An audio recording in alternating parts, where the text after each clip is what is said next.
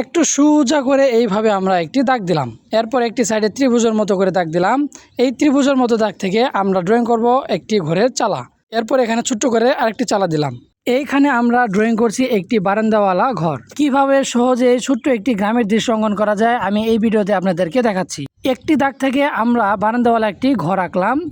এরপর ঘরের দরজা জানালা আঁকলাম। এরপর দেখুন ঘরের সাইডে আমরা একটি খেরের বোঝা দিলাম, গ্রাম অঞ্চলে যেরকমটা খেরের বোঝা থাকে সেরকম করে। এরপর দেখুন ঘরের পিছনে আমরা দেব একটি গাছ, এটি হবে একটি তাল গাছ। দেখুন কতটা সহজভাবে আমি ড্রয়িং করছি। প্রথমে সোজা দাগ দিয়ে এর উপরে ভাঁজ ভাঁজ করে একটি দাগ দিয়ে এইভাবে আমরা মিলিয়ে দিলাম। সুন্দর একটি তাল গাছ আঁকা হলো ঘরের পিছনে। তাল গাছ আঁকার পর ঘরের সাইডে আমরা আরও কিছুটা গাছপালা অঙ্কন করব। দেখুন এইভাবে কয়েকটি দাগ টানলাম এবং এই দাগ থেকে আমরা আঁকবো এখানে কলা গাছের পাতা।